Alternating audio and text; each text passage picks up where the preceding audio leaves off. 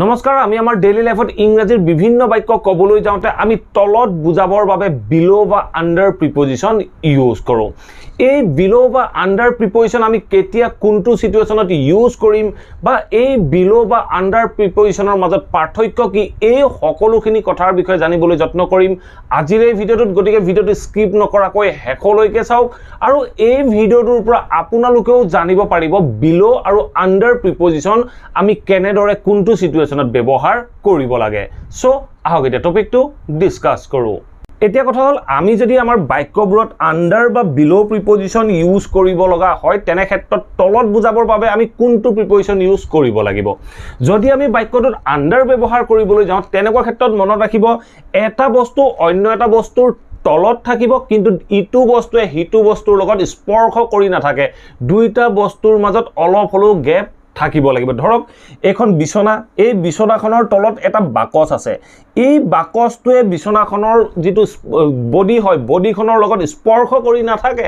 স্পৰ্শ কৰি থাকিলে আপোনাৰ বাকচটো বিছনাৰ তলত নহোৱাব গতিকে আমি তেনেকুৱা ক্ষেত্ৰত আন্ডাৰ যেতিয়া গ্যাপ থাকিব তেনেকুৱা ক্ষেত্ৰত আমি আন্ডাৰ ইউজ কৰিম ধৰক আপুনি কম্বল এখনৰ তলত শুই আছে তেনেকুৱা ক্ষেত্ৰত আপুনি আন্ডাৰ ব্যৱহাৰ কৰিব নোৱাৰে তেনেকুৱা ক্ষেত্ৰত কি হল কম্বলখনে আপোনাক টাচ কৰি আছে তেতিয়া আপুনি অন্য প্ৰিপজিশন ইউজ কৰিব লাগিব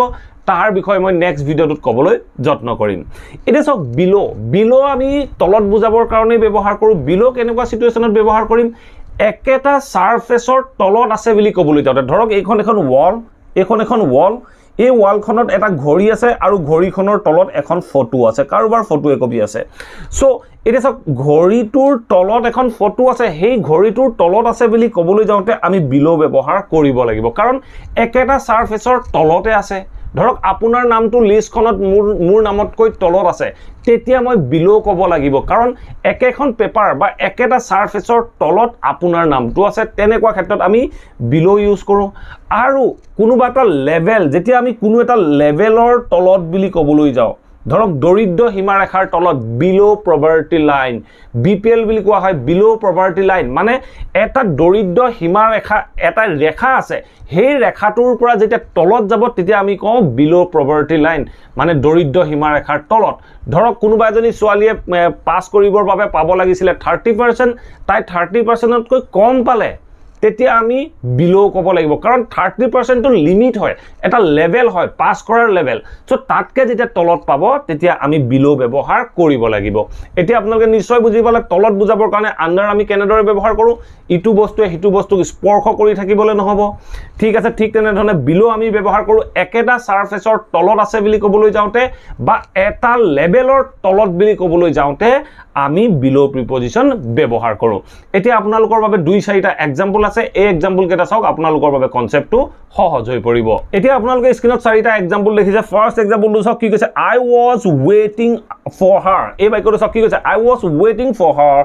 under the flyover এই বাক্যটো চাওক কি কৈছে I was waiting for her under the flyover ধৰক গণেশগুৰি ফ্লাইওভাৰৰ তলত মই তাইৰ কাৰণে অপেক্ষা কৰি আছিলো মই ফ্লাইওভাৰখনৰ তলত ৰৈ আছিলো ফ্লাইওভাৰখন আহি কি মোৰ মূৰত লাগি আছিল নেকি নাই লগা ফ্লাইওভাৰখন আৰু মোৰ মাজত এটা গ্যাপ আছিল সো গ্যাপ থাকা বস্তুৰ তলত আছো বুলি ক'বলৈ যাওঁতে মই কলো under the flyover এতিয়া আপোনালোকে হয়তো নিশ্চয় বুজিব পাৰিছে আমি কওঁ যে under the tree আপুনি গছজোপাৰ তলত ৰখি আছে গছজোপা আপুনি তলত ৰখি থাকিলে গছজোপাৰ ডাল পাত আহি আপোনাৰ মূৰত লাগি থাকে নেকি নিশ্চয় নাথাকে তেনেকুৱা ক্ষেত্ৰত আমি আন্ডাৰ ব্যৱহাৰ কৰিব লাগিব এতিয়া নিশ্চয় বুজি পালে ধৰক আপুনি পুলটোৰ তলত আছিল I was under the pool মই পুলটোৰ তলত আছিল মানে পুলটো উখ পুলটোৰ আপুনি তলত হুমাই আছিল তেনেকুৱা ক্ষেত্ৰত আমি আন্ডাৰ ব্যৱহাৰ কৰো ঠিক আছে এতিয়া চাওক এই তলৰ এক্সাম্পলটো হল বিলোৰ এক্সাম্পল সো চাওক বিলোতে কি কৈছে ৰিড দ্য ইনস্ট্ৰাকশন বিলো এই বাক্যটো চাওক কি কৈছে ৰিড দ্য ইনস্ট্ৰাকশনস বিলো before you start এই বাক্যটো চাওক আপোনালোকে যেতিয়া কোনো কম্পিটিটিভ এক্সাম এপিয়াৰ হ'বলৈ যায় তেনেকুৱা ক্ষেত্ৰত কোৱেশ্চন পেপাৰখনৰ ওপৰত লিখা থাকে যে সৰি ৰিড দ্য ইনস্ট্ৰাকশন বিলো before you start আপুনি আৰম্ভ কৰাৰ আগত ইনস্ট্ৰাকশনখিনি পঢ়ক কাৰণ কি চাওক আপোনাৰ এই বাক্যটোৰ তলতে একেটা পেজতে আপোনাৰ ইনস্ট্ৰাকশনখিনি দিয়া আছে একেটা সাৰফেসত আছে যেতিয়া একেটা সাৰফেসত থাকিব তেনেকুৱা ক্ষেত্ৰত আমি ব্যৱহাৰ কৰিলো বিলো মই অলৰেডি কৈ আহিলোঁ যে একেটা সাৰফেসৰ তলত থাকিলে আমি বিলো ব্যৱহাৰ কৰোঁ আৰু ওপৰৰ বাক্যটোত কোনো টাচ হৈ থকা নাই কোনো ফিজিক্যাল টাচ নাই তেনেকুৱা ক্ষেত্ৰত আমি আন্ডাৰ ব্যৱহাৰ কৰিলোঁ দুইটাই তলত বুজালে এটাই একেটা সাৰফেসৰ তলত বুজালে অন্যটোৱে এটা বস্তু অন্য এটা বস্তুৰ তলত থকা বুজালে কিন্তু কোনো ফিজিক্যাল টাচ নাই ঠিক আছে নেক্সট এক্সাম্পল চাওক নেক্সট এক্সাম্পল কি কৈছে উই স্লেপ্ট আন্ডাৰ দ্য ফেন এই বাক্যটো চাওক কি কৈছে উই স্লেপ্ট আমি শুইছিলোঁ আন্ডাৰ দ্য ফেন ফেনখনৰ তলত শুইছিলোঁ ধৰক অত্যন্ত গৰম আছিলে ফেনখন পুৰা ফুল স্পীডত চলাই লৈ মই ফেনখনৰ তলত শুই থাকিলোঁ তেতিয়া মই ক'ম উই স্লেপ্ট বা আই স্লেপ্ট আন্ডাৰ দ্য ফেন মই ফেনখনৰ তলত শুইছিলোঁ মই ফেনখনৰ তলত শুইছিলোঁ ফেনখন মোৰ বডিত টাচ হৈ থকা নাই ফেনখন ওপৰত সিলিঙত থাকিব সো ফেনখনৰ মই তলত শুইছিলোঁ বুলি কওঁতে মই ক'লো উই স্লেপ্ট আন্ডাৰ দ্য ফেন আমি ফেনখনৰ তলত শুইছিলোঁ বা আপুনি হ'লে আপুনি ক'ব যে আই স্লেপ্ট আন্ডাৰ দ্য ফেন এনেধৰণে আপোনালোকে বাক্যখিনি ক'ব পাৰে এনেধৰণে বিভিন্ন বাক্য ফৰ্ম কৰিবলৈ যত্ন কৰক আপোনালোকে যিমান ফৰ্ম কৰিব সিমানেই আপোনালোকৰ বাবে কনচেপ্টখিনি সহজ হ'ব ঠিক আছে নেক্সট এক্সাম্পল চাওক নেক্সট এক্সাম্পল কি কৈছে দেয়াৰ ইজ এ ফটো এই বাক্যটো চাওক মই অলপ আগত কৈছিলোঁ ঘড়ীটোৰ তলত এখন ফটো আছে বুলি কৈছিলোঁ সেই বাক্যটোকে মই ইয়াত ইংৰাজীত ক'বলৈ যত্ন কৰিছোঁ দেয়াৰ ইজ এ ফটো তাৰপিছত চাওক কি কৈছে photo of my grandfather There is a photo of my grandfather. মোৰ ককা দেউতাৰ এখন ফটো তাত আছে ক'ত আছে চাওক below the wall clock তোৰ তলত মোৰ ককা দেউতাৰ এখন ফটো আছে সো এনে ধৰণে below মানে একেখন ওয়ালত এটা ঘড়ী আছে ঘড়ীটোৰ তলত এখন ফটো আছে একেটা সাৰফেসৰ তলত আছে বুলি ক'বলৈ যাওঁতে আমি below প্ৰিপজিশনটো ব্যৱহাৰ কৰিলোঁ আশা কৰোঁ এইখিনিলৈকে আপোনালোকে নিশ্চয় বুজি পালে এতিয়া আমি below অন্য দুটা এক্সাম্পল চাওঁ যি দুটা এক্সাম্পলে কোনো লিমিটৰ তলত বুজাব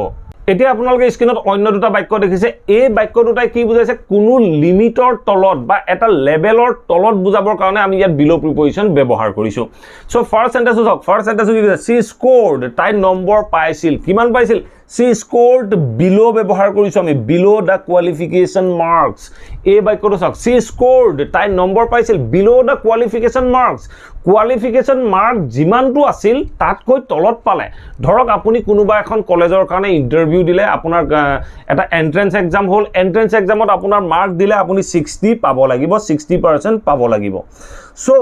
আপোনাৰ যেটো এন্ট্ৰেন্স এক্সাম হল এন্ট্ৰেন্স এক্সামটোত আপুনি পালে 55% আপুনি কি হল আপুনি যেটো কোৱালিফিকেশন মাৰ্ক আছিল সেই কোৱালিফিকেশন মাৰ্কতকৈ আপুনি তলত পালে সো এটা এই কোৱালিফিকেশন মাৰ্কৰ লিমিট আছিল 60% সো আপুনি লিমিটতকৈ তলত পালে এটা লেভেলতকৈ তলত পালে তেনেকুৱা ক্ষেত্ৰত আমি বাক্যটো কলো সি স্কোৰড বিলো দা কোৱালিফিকেশন মাৰ্ক তাই কোৱালিফিকেশন মাৰ্কতকৈ কম মাৰ্ক obtain কৰিলে বা পালে তেনেকুৱা ক্ষেত্ৰত আমি বিলো প্ৰিপজিশন ব্যৱহাৰ কৰিলো ঠিক আছে নেক্সট সেন্টেন্স চাওক নেক্সট সেন্টেন্স কি কৈছে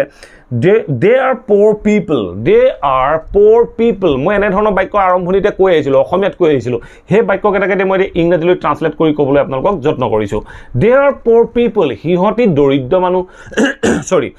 they are poor people হিহতি দৰিদ্ৰ মানুহ তাৰ পিছত চাওক কি কৈছে